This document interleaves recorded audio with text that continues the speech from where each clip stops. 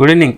ఈరోజు మార్కెట్ చూసుకుంటే అయితే నిన్న మంచి వీక్ స్టార్ట్, మంచి మార్కెట్ అయితే మంచి పాజిటివ్లో ఉన్న మార్కెట్. ఈరోజు చూసుకుంటే యుద్ధ భయాలు అయితే బాగా కనిపించినాయని చెప్పాలి.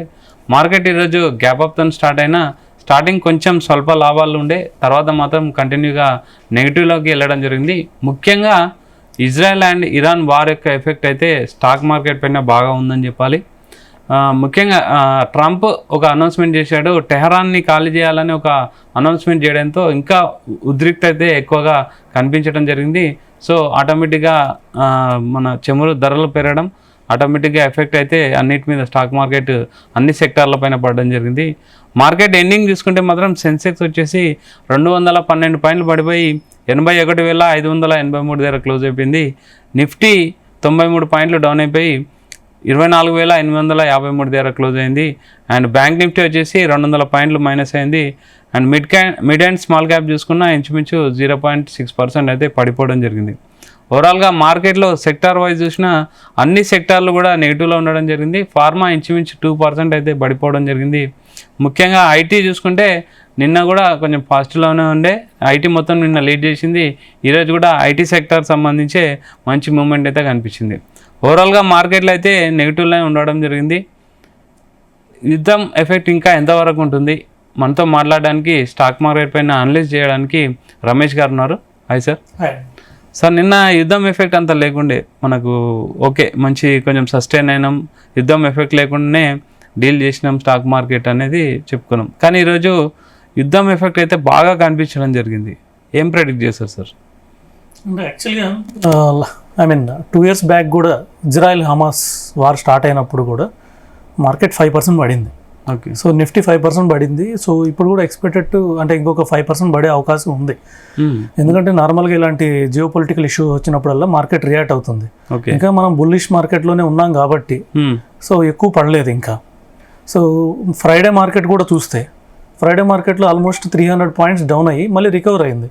రికవర్ అయ్యి మళ్ళీ 160 పాయింట్స్తోనే క్లోజ్ చేసింది. అంటే ఇంకా బులిష్ మార్కెట్లో ఉన్నామని. మళ్ళీ సాటర్డే సండే ఏమైందంటే ఇరాన్ కొంచెం మళ్ళీ వెనక్కి తగ్గడం, శాంతి చర్చలకు మేము వస్తామనడం.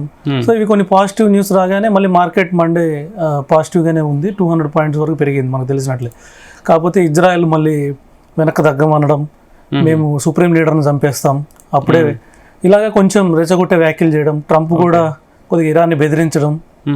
సో ఇలాంటి సిచ్యువేషన్స్ అన్ని కలిసి జియో పొలిటికల్ ఇష్యూస్ ఇవన్నీ టెంపరీ ఇష్యూస్ యాక్చువల్గా. ఓకే. సో కొద్దిగా మార్కెట్ని డిఫెండ్ చేస్తున్నాయి, సో డిఫెన్స్లో పడేస్తున్నాయి. సో కంపల్సరీగా ఏంటంటే దాంతో ఏంటంటే లాస్ట్ మంత్ బాగా పెరిగింది, ఏప్రిల్ మే కూడా బాగా పెరిగింది. మే మంత్లో పెద్ద నిఫ్టీలో పెద్ద మూమెంట్ లేదు, కానీ మిడ్ అండ్ స్మాల్ క్యాప్స్ మాత్రం బాగా పెరిగాయి, ఆల్మోస్ట్ 10% పెరిగాయి మే నెలలో. సో కొంచెం కరెక్షన్ తీసుకోవాలి కాబట్టి న్యూస్ కావాలి కాబట్టి మనకు తెలిసినట్టే నిఫ్టీలో న్యూస్ వచ్చింది. రాగానే 24,800కి వచ్చేసాం. ఆల్మోస్ట్ 25,200 నుంచి 24,800కి వచ్చేసాం. సో మనకు మళ్ళీ 24,200 మళ్ళీ రెసిస్టెన్స్ లెవెల్ వచ్చే అవకాశం ఉంది. ఓకే. సో నెక్స్ట్ వీక్ కూడా కమింగ్ వీక్, ఈ వీక్ నెక్స్ట్ వీక్ మళ్ళీ 25,200 టెస్ట్ చేసే అవకాశం కూడా ఉంది. సో బుల్లిష్ కూడా ఉండే అవకాశం ఉంది. బుల్లిష్ ఉంది కాబట్టి ఇంకా మార్కెట్ పెద్ద పడడం లేదు యాక్చువల్గా. స్టిల్ గుడ్ న్యూస్ వస్తే మళ్ళీ 25,200, 25,500 వెళ్ళిపోతుంది.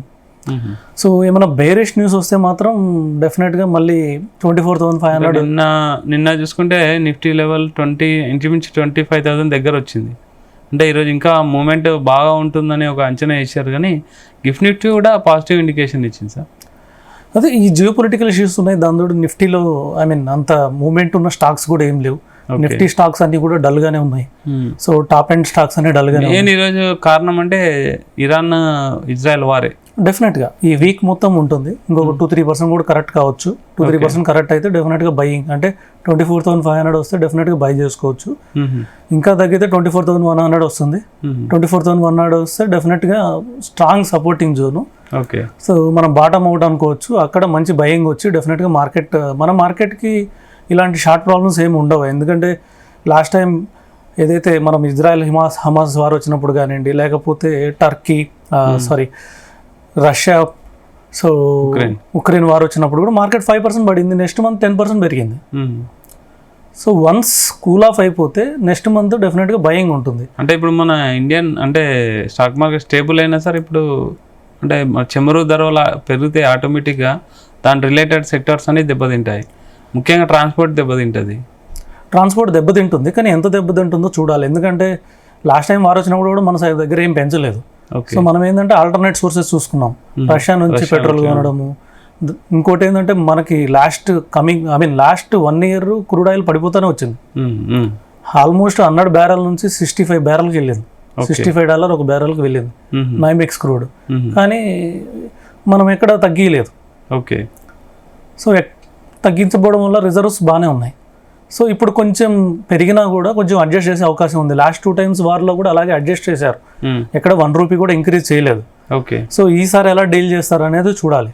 ఓకే. సో సార్ ఇప్పుడు మనం ఐటీ సెక్టార్ చూసుకుందాం. ఐటీ సెక్టార్ చూస్తే నిన్న చాలా మంచి మూమెంట్ ఇచ్చింది, మెయిన్ లీడ్ అదే, ఈరోజు కూడా లీడ్ అదే. అంటే ఎట్లా ఐటీ సెక్టార్లో ఇన్వెస్ట్ చేయొచ్చు అంటారా? ఐటీ ఆల్రెడీ కొంచెం కవర్ అయింది.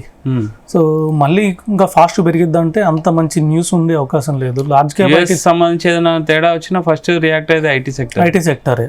సో ఐటీ అంత బులిష్ ఉందని అనుకోవట్లేదు. ఐటీ కన్నా ఏమన్నా ఫార్మా లేకపోతే పవర్ సెక్టర్, లేకపోతే ఫార్మా 2% పడింది. కానీ ఫార్మా అనేది ఇలాంటి ప్రాబ్లమ్స్ ఉన్నప్పుడు కూడా ఫార్మా స్ట్రాంగ్ గానే ఉంటుంది. సో కంపల్సరీ పవర్ మనం ఇప్పుడు అంటే జనరల్ ఇన్వెస్టర్ పాయింట్ ఆఫ్ వ్యూలో ఆలోచిస్తే మనం సెక్టర్ వైజ్ వెళ్తే బెటరా, స్టాక్ పిక్ వెళ్తే బెటరా? క్వాలిటీ స్టాక్స్ పిక్ చేసుకోవచ్చు. ఈ సెక్టార్స్లో డెఫినెట్గా మిడ్ అండ్ స్మాల్ క్యాప్లోనే మూవ్మెంట్ ఉంది. ఇప్పుడు కూడా లార్జ్ క్యాప్ స్టాక్స్లో ఏం మూవ్మెంట్ లేదు. సో మిడ్ అండ్ స్మాల్ క్యాప్లో క్వాలిటీ స్టాక్స్ చూసుకొని వాటి బ్యాలెన్స్ షీట్స్ అవి చూసుకొని ఫండమెంటల్గా స్ట్రాంగ్ ఉన్న స్టాక్స్లోనే ఉండాలి ఈ టైం. ఓకే. ఏమైనా వీక్గా ఉన్నవి చార్ట్స్ ప్రకారం ఇన్వెస్ట్ చేసిన ఏమైనా ఉంటే బయటకు వచ్చడం బెటర్. ఎందుకంటే ఇలాంటి న్యూస్ వచ్చినప్పుడు టెక్నికల్స్ పనిచేయవు. సో జియోపొలిటికల్ ఇష్యూ న్యూస్ కానివ్వండి, ఏదైనా న్యూస్ వచ్చినప్పుడు చార్ట్స్ టెక్నికల్ అనాలిసిస్ పనిచేయవు, ఓన్లీ ఫండమెంటల్ అనాలిసిస్ పనిచేస్తుంది. కాబట్టి కొద్దిగా ఫండమెంటల్ స్ట్రాంగ్ ఉన్న మిడ్ అండ్ స్మాల్ క్యాప్లోనే, ఎందుకంటే ఇప్పుడు కూడా మిడ్ అండ్ స్మాల్ స్ట్రాంగ్ ఉంది. నిఫ్టీ కన్నా కూడా mid and small cap index almost all time high touch చేసింది last month. So 59,000 almost 60,000 touch చేసి మళ్ళీ ఇప్పుడు కొంచెం మిడ్ క్యాప్ ఇండెక్స్ డౌన్ అయింది. స్టిల్ ఇంకా చాలా బులిష్గా ఉందని చెప్పుకోవచ్చు. సో కొంచెం mid and small క్యాప్లో still good బైకి ఉన్నాయి. అది కూడా మనం అగ్రెసివ్ బై చేయాల్సిన అవసరం లేదు ఇప్పుడు కూడా. ఓకే. కొంచెం బై చేసి ఇప్పుడు ఇంకొద్దిగా పడవచ్చు మార్కెట్. సో ఇంకొంచెం పడినప్పుడు ఇన్వెస్ట్ చేయొచ్చు. అంత స్ట్రాంగ్గా ఇప్పుడు బై చేయాల్సిన అవసరం అయితే లేదు. Okay sir. ఇప్పుడు అంటే కమ్యూనిటీ మార్కెట్ సైడ్ వస్తే గోల్డ్ కూడా చాలా పెరగడం జరిగింది. అంటే ఇప్పుడు గోల్డ్ పైన ఇన్వెస్ట్ చేయొచ్చా? గోల్డ్ బాగా పెరిగింది. యాక్చువల్లీ ఏంటంటే డౌన్ అవ్వాల్సింది. సో టెక్నికల్స్ ప్రకారం డౌన్ అవ్వాల్సింది, కానీ 1 lakh దాటింది. లాస్ట్ 75 days 80 daysలో 10,000 పెరిగింది గోల్డ్. పెరిగింది ఎందుకంటే జియో పొలిటికల్ ఇష్యూస్ వచ్చినప్పుడు గోల్డ్ అంటే ఇప్పుడు హైలో ఉంది, కొనొచ్చా లేకపోతే వెయిట్ చేయాలా? అది కూడా అంత బుల్లిష్గా ఇమీడియట్గా పోయి బై చేయాల్సిన అవసరం ఏం లేదు. ఓకే. కొంచెం కూల్ ఆఫ్ అవ్వాలి. వార్ కూల్ అయితే మళ్ళీ గోల్డ్ తగ్గుతుంది. ఎప్పుడైనా వార్స్ వచ్చినప్పుడు గోల్డ్ని హెవెన్ అసెట్గా చూస్తారు, సేఫ్ అసెట్గా చూస్తారు. కాబట్టి డెఫినెట్గా గోల్డ్ బై చేస్తారు. అలాగే reserve banks all countries banks కూడా బై చేస్తున్నాయి కాబట్టి గోల్డ్ మళ్ళీ పెరిగింది. సో మళ్ళీ కొద్దిగా వార్ కూల్ ఆఫ్ అయితే మళ్ళీ తగ్గే అవకాశం కూడా ఉంది గోల్డ్. ఓకే. ఇక్కడ నుంచి డౌన్ అయ్యే అవకాశం ఉంది. దానికన్నా సిల్వర్ కానీ ఇలాంటి వాటిలో ఉండడం బెటర్. సిల్వర్ కూడా యాక్చువల్లీ చాలా స్ట్రాంగ్ ఉంది, చాలా సపోర్టింగ్ లెవెల్స్ దగ్గర ఉంది, ఆల్ టైమ్ హై టచ్ చేసింది. సో సిల్వర్ కొంచెం better compare to gold. Sir overall market ఎలా ఉండబోతుంది ఈ వీక్? సో కమింగ్ 1 week అయితే మాత్రం రేంజ్ బౌండే ఉంటుంది, పెద్ద మూమెంట్స్ ఉండవు. అప్ సైడ్ వచ్చేసి 25,200, డౌన్ సైడ్ 24,500లో ఉండే అవకాశం ఉంది నెక్స్ట్ వీక్. ఓకే. కమింగ్ ఈ మంత్ చూసుకున్నా కూడా 25,500 లేదంటే 24,100 వరకు వెళ్ళే అవకాశం ఉంది. వన్స్ ఈ వార్ కూల్ ఆఫ్ అయితే మాత్రం 25,500 టచ్ చేస్తే మాత్రం next level all time high touch చేసే అవకాశం ఉంది. 26,000 టచ్ చేసే అవకాశం కమింగ్ మంత్స్లో డెఫినెట్గా ఉంది మార్కెట్కి. Okay. Thank you sir, thank you very much. Welcome. So ఇది రమేష్ గారు చెప్పేదంటే వార్ ఎఫెక్ట్ అయితే బాగా ఉంది, ఇది టెంపరీ కాబట్టి టెన్షన్ పడాల్సిన అవసరం లేదు. ఫండమెంటల్ స్ట్రాంగ్ పిక్స్ తీసుకుంటే కొంచెం మీరు లాభాల్లో ఉంటారని అయితే అడ్వైజ్ ఇస్తున్నారు. Keep watching Zee Telugu news.